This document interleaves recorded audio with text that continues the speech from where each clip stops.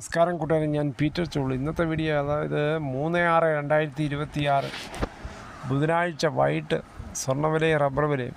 സ്വർണ്ണവില വീണ്ടും രണ്ടാം ദിവസവും നിശ്ചലമായി ഇരിക്കുകയാണ്, മാറ്റമില്ലാതെ അങ്ങനെ തുടരുകയാണ്. പശ്ചിമേഷ്യൻ യുദ്ധത്തിൽ ഇറാനും US തമ്മിൽ സംഘർഷം വഷളാകുന്നത് ക്രൂഡ് ഓയിൽ വില കൂടാനിടയാക്കിയിട്ടുണ്ട്.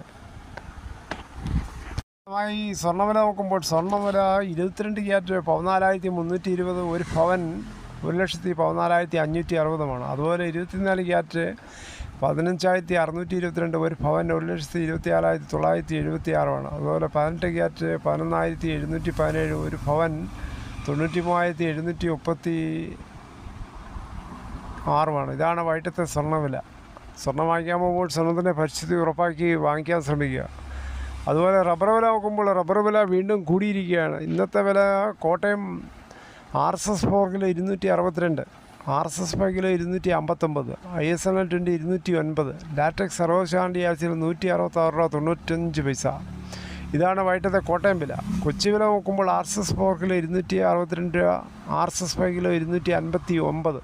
അഗർത്തല വില നോക്കുമ്പോൾ RSS 4 കിലോ 252, RSS 5 കിലോ 249. ഇതാണ് വൈകിട്ടത്തെ റബ്ബർ വില.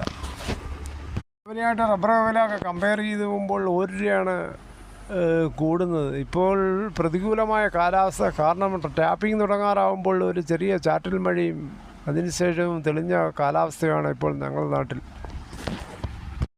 പ്രതീക്ഷയോടെ റബ്ബർ ടാപ്പിംഗ് തുടങ്ങാൻ പറ്റുന്നില്ല. ഓരോ ദിവസങ്ങളിലും ഷെയ്ഡിടാൻ ചില ആൾക്കാർക്ക് പറ്റുന്നില്ല. കാര്യം വർദ്ധിച്ച കൂലിയും ഷെയ്ഡിൻ്റെ വിലയൊക്കെ കണക്ക് കൂട്ടുമ്പോൾ വൻ നഷ്ടമാണ് റബ്ബർ മേഖലയിൽ ഇപ്പോൾ. പൊട്ടാഷ് ഫാക്ടംബോസിനൊക്കെ തീ വില. പൊട്ടാഷിന് ഇപ്പോൾ നാട്ടിൽ 40 രൂപയും 1 കിലോയ്ക്ക്, ഫാക്ടംബോസിന് 36 രൂപയും. നിങ്ങളുടെ നാട്ടിൽ എത്രയാണെന്ന് കമൻറ്റ് ചെയ്യുക.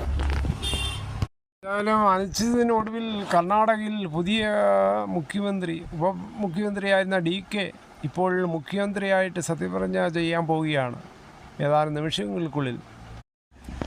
മുഖ്യമന്ത്രിക്ക് പുറമെ ഉപമുഖ്യമന്ത്രിയായി പരമേശ്വർജിയുണ്ട്. DKയുടെ സത്യപ്രതിജ്ഞ ഇന്ന് വൈകിട്ട് 4-നായിരുന്നു. 14 മന്ത്രിമാർ ഉൾപ്പെടെയാണ് സത്യപ്രതിജ്ഞ ചെയ്യുന്നത്. മന്ത്രിസഭയിൽ ഇപ്പോൾ 2 മലയാളികൾ ഉൾപ്പെടെയുണ്ട്. മലയാളികളായ ജോർജും UN ഖാദറുമാണ് മന്ത്രിസഭയിൽ അംഗങ്ങളായി എത്തുന്നത്. എന്തായാലും മലയാളികൾക്ക് ഇത് വളരെയേറെ അഭിമാന നിമിഷമാണ് കർണാടകയിൽ.